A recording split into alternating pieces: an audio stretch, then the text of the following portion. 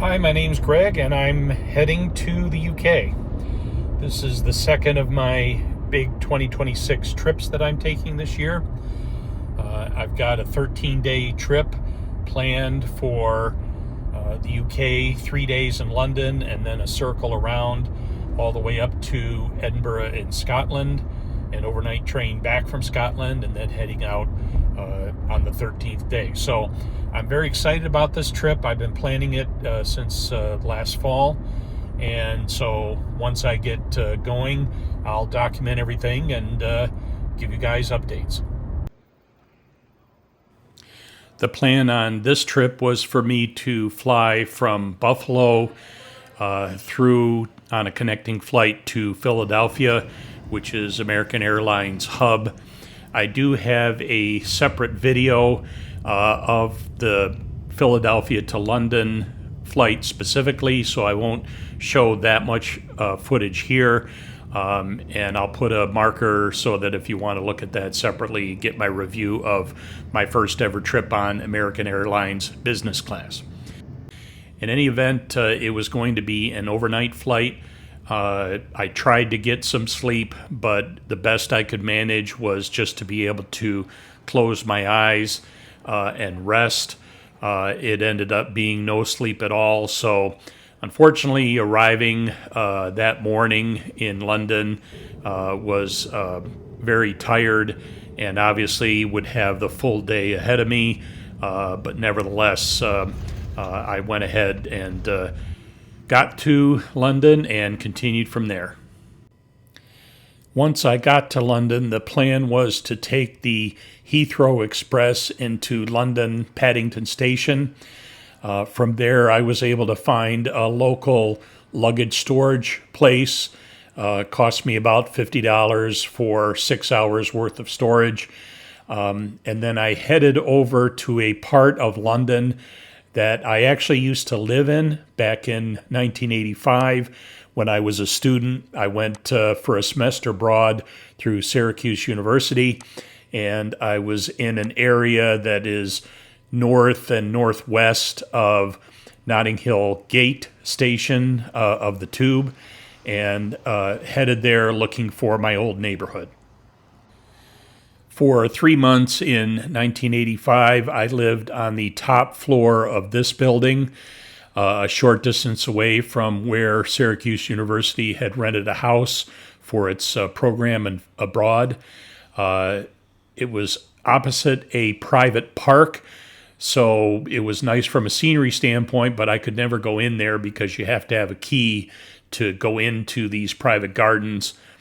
And then it was a short walk from there, a couple of blocks to the actual building itself, which is now something else. I'm not sure what's in there.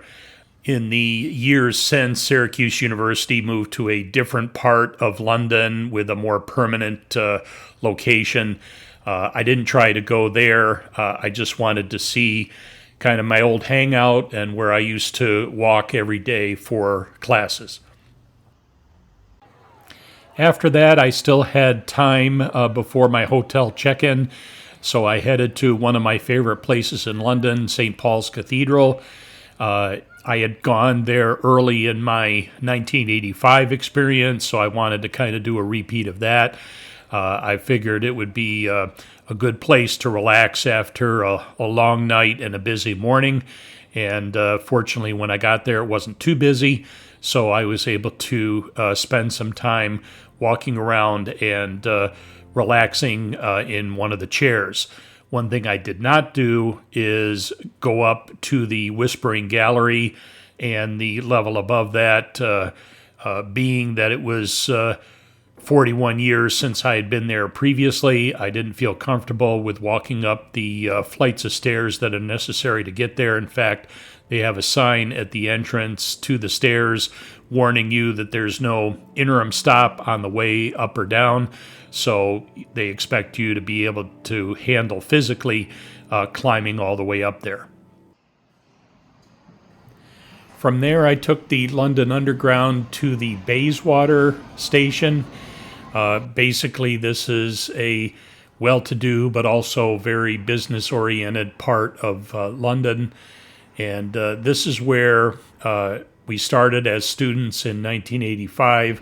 The actual hotel that we stayed in, the Phoenix Hotel, is the same one I booked for a reservation this time around. Now, the actual tour of the room I'm going to give you was actually done on my last day there. For reasons I'll talk about in a future video, I lost all the previous footage, so I had to do it again. And this is the hotel room in London. My third try of doing this video, but basically doing this to remember the room, the basic size and what was in it. The bed is basically a full-size bed by American standards. It's not a queen or a king. I can't remember what I booked. I booked kind of the normal solo travel room. Wardrobe, which I used for my jackets. A desk. And they provided a fan, even though there's no air conditioning. That's probably why they needed it. And when I got here, the room was open. There's no screen on the other side there. Fortunately, nothing's come in like flies or anything else to bother me in the room. The bathroom is small, but it has, you know, your standard amenities. So I've been in this room a couple days now, and didn't have any problem with the shower or the temperature. It might fluctuate a little bit based on other people using it, but didn't have any trouble with it. So yeah, that's the room, pedestal sink, and this was London. Now, in future videos, I'm going to compare what I saw on this trip with my photos from 1985. I'd also done some VHS recording in 1990. I'll show that as well.